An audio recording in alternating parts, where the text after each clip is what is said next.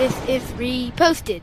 All right, I'm going to stop pretending. This is the fourth time we've tried to record this episode, and it was based on an article we found on LinkedIn called Trust is Not Earned, Trust is Not Given, Trust is Grown. It's written by William Klaassen. I had so many different things I want to talk about, but maybe the internet not working and us restarting was a sign to say, Larry, I trust that every day when we record that you're going to bring it, and I appreciate that. And I think that was something that we've grown over time together. And I'm going to trust that you are going to do everything in your power for the benefit of the show, which you've proven to me that you just drive us to record every day and be the best we can. And I trust you in that. Yes, I appreciate that. This is the most feel-good episode we've ever done. We love each other so much. But I think it's the article, I've said it 4 times now, but it's interesting that the concept that it's grown, because it's a lot of times people say it's earned or it's given. I think I'm a little bit jaded, and I would lean towards more that trust is given. But then when you kind of think about it, it's a two-way street. Like, you have to give someone trust and they also have to earn it. So that's why I think this analogy of growth is more important with the acorn sprouting. You know, I think it's a combo of both. It's both given and you receive it. But, you know, I asked you this earlier, I think, and I believe our second time recording this. Can you trust someone immediately? And I was thinking about it. You can, because we trust a policeman. Like, we see a policeman, we trust him. Yeah. Or maybe there's probably a large population of the people that don't trust policemen instantly. Yeah, I think that's interesting, though, because people trust or don't trust sometimes based on nothing. Like politics today, as we record this, the president-elect is being inaugurated. It might be done at this point, but people have never met Joe Biden, and some people are going to trust him and some people aren't, based on things that they've read, like never having experienced a person. The example I thought of earlier was like, if I needed someone to house sit for me and I just knocked on someone's door and said, hey, I'm going to be out of town. We haven't met, but will you make sure my house is okay? That might be a little bit foolish to blindly trust someone you've never met. That's more of a micro example. So I guess I'm just pushing back a little bit on what you're saying.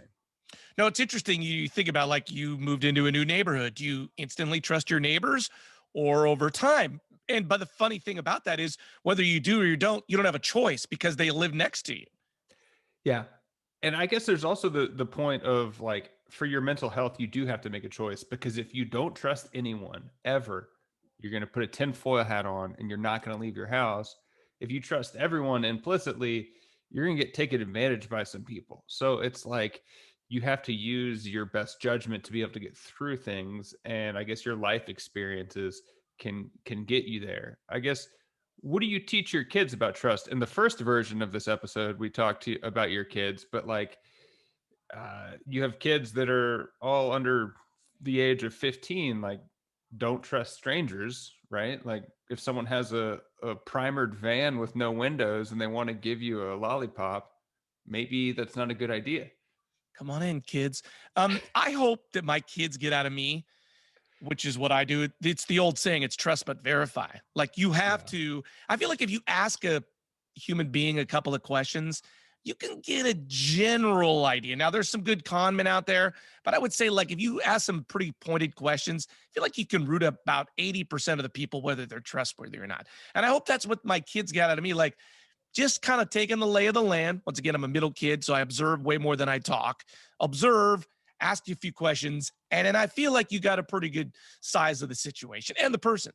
Yeah, and I guess there's also levels of trust. Like, do you trust someone enough to stand next to them on the sidewalk? Do you trust someone enough to cook a meal for you? Do you trust someone enough to watch your kids or whatever? So, like, I guess there's different tiers of it, and that's why the growth works. I'll never forget, I was interviewing one of these since the inauguration's going, and you brought that up. I was interviewing a big-time journalist in D.C. a while ago, name drop, and I was saying, like, when someone gives you a scoop, you know, what do you do with that? And he was always like, why are they giving you a scoop? Why should you trust what they tell you? Because everybody has an agenda, right? You have to ferret out. So kind of a fake journalist, but I'm definitely skeptical until you prove me wrong. And I don't know if that's the right way or the wrong way, but I'm definitely skeptical until you prove me right. I guess also staying on the political theme, it's like with social media now, you have to be skeptical of information that you read. Like this is going to be said or that's going to be said, and it can be misleading. So, do you trust Facebook? I mean, yeah, that's a funny question, right? Who'd fully trust social media, right? Because you're only getting one side of the thing. I mean, I think that's part of the problem with our society, right? People just fully inherently trust social media. Right. And this just hit me. I started the show off by saying I trust you, and your social media does not list the correct birthday for you. And I told you happy birthday, and you said you're a jerk. You don't know my birthday because I trusted social media on someone I even trust. Like there's misinformation everywhere. So don't trust everything you read. Just kind of the opposite of this. A friend of mine, maybe you know him, but he went to the Jewish uh, Israel, where Moses roamed the earth. I don't know what you'd call that, like the Sinai Desert, I suppose that Sure. is Sinai Desert. And they have a people called the Bedouin people, and they just roam. That's to this day, they still just roam the desert. And if you bump into them, regardless of who you are, they invite you in and they feed you. They instantly trust you, even though they have no idea who you are. Because in the desert, if you don't take somebody in, they'll die. And it might be you that's wandering a desert and you need to be taken in. Even though there could be warring tribes or whatever, it's like how I just think society has changed. I'm a skeptic. In the old days, they trusted people first. Our times have changed.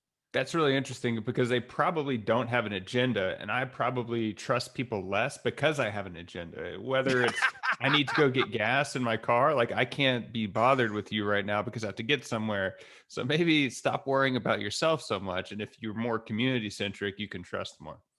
Well, I mean, that's society, right? Like if you don't have trust, it just wasn't going to go anywhere. And I feel like that's kind of the tribal part that we're losing in society is that we trust each other less. Yeah. Well, despite the internet's best efforts, we got a show recorded today. Thank you so much for tuning in. If you want to follow us, you can find us on Facebook, Twitter, or Instagram. I'm Andrew Keller for the little engine that could, saying thanks for stopping by.